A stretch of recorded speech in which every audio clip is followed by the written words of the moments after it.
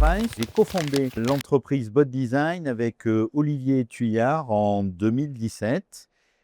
Et donc aujourd'hui, on est installé à Toulouse et à Paris, puisque nous avons des bureaux à Paris Santé Campus et bientôt à Futur Fort Care. On est aujourd'hui 12 salariés et on va discuter un petit peu plus avant après de nos activités.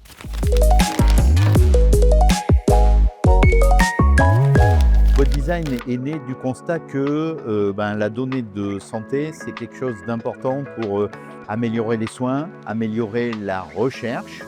Et donc du coup, à partir de ces données de santé, on a créé dernièrement avec l'Université Paris-Cité et notamment la professeure Alassonnière, une plateforme qui s'appelle Auriga, qui permet de valoriser les données secondaires de santé, c'est-à-dire qu'à partir de données de patients réels, on va créer des patients artificiels qui vont être utilisés dans la recherche clinique. Et ces données artificielles, ces techniques, ces modèles de données artificielles qui ont été conçus à partir de ce que l'on appelle de l'intelligence artificielle générative, donc de la GNIA, ont été conçus pour également servir à faire de l'anonymisation et de la complétion de bases de données.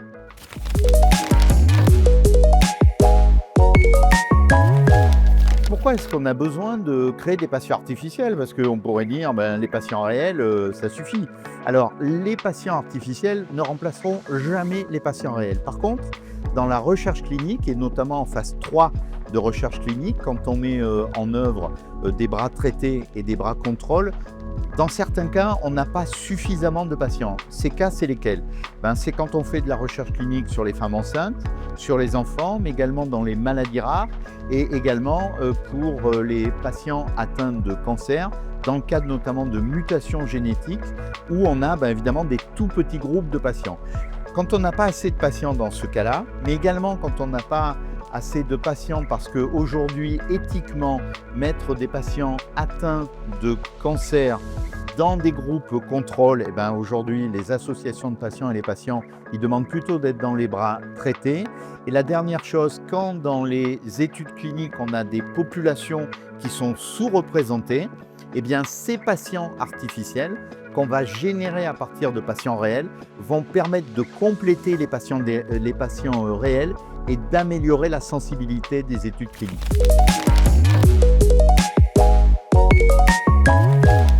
Bot Design, c'est une plateforme qui s'appelle Auriga, dans lequel nos clients, qui sont les industriels de la pharmacie, les établissements de santé, mais également les CRO, on a des clients, il faut le souligner également dans la santé humaine, mais également dans la santé animale.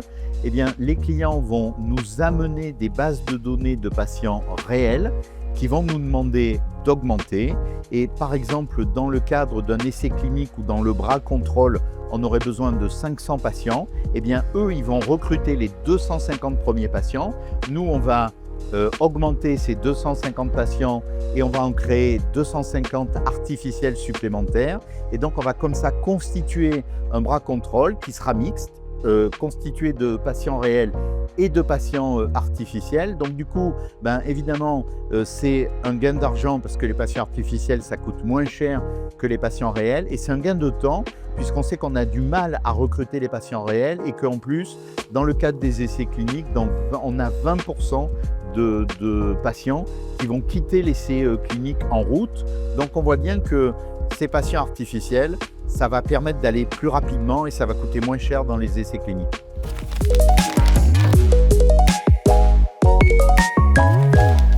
Quels sont nos clients aujourd'hui? On l'a dit tout à l'heure, c'est les industriels de la pharmacie, les établissements de santé et les CRO qui vont monter des études cliniques. Et donc du coup, dans les laboratoires pharmaceutiques, ce sont les directions médicales et les directions des data avec qui on va travailler. Et on sait qu'aujourd'hui, une chose importante, c'est l'accès au marché pour ces nouvelles méthodologies, parce qu'on s'inclut dans les nouvelles méthodologies de recherche clinique qui sont aujourd'hui travaillées dans le cadre d'un groupe de travail mis en œuvre par l'Agence de l'innovation en santé et le FCRIN.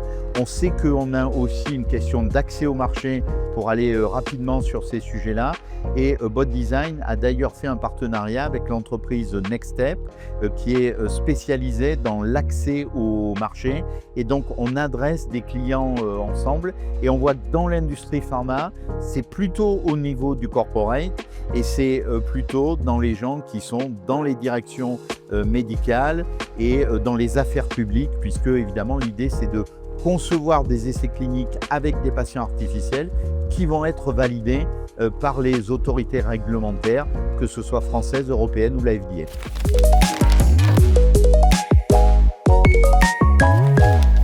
Évidemment, il y a un enjeu dans les données artificielles, c'est de travailler avec l'écosystème que sont les professionnels de santé et bien sûr les patients qui vont confier ces données pour qu'elles soient augmentées.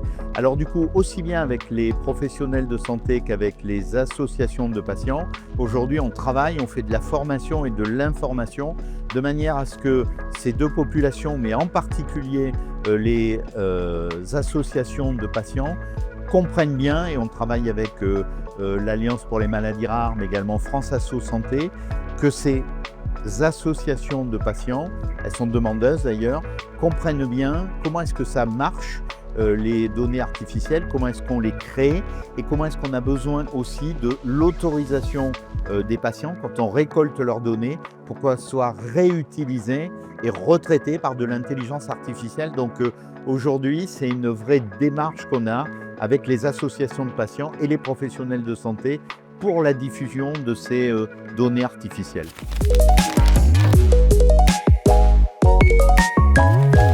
Alors, la prochaine étape pour Bot Design, aujourd'hui, on s'implante rapidement sur ces technologies sur le marché européen. Et mon associé Olivier Thuillard, qui lui est un ingénieur biomédical, était aux États-Unis pendant 15 jours la semaine dernière, de manière à aller commencer à travailler avec l'écosystème américain, de manière à diffuser ces technologies, puisque aujourd'hui, avec la professeure à la Saunière et ses modèles d'augmentation de données à partir de petits volumes de données, on a vraiment le leadership européen et mondial sur ces sujets. Et donc l'idée, c'est de tisser des partenariats aux USA et de s'implanter. C'est ce qu'on est en cours de travailler actuellement pour une implantation mi-2026, fin 2026.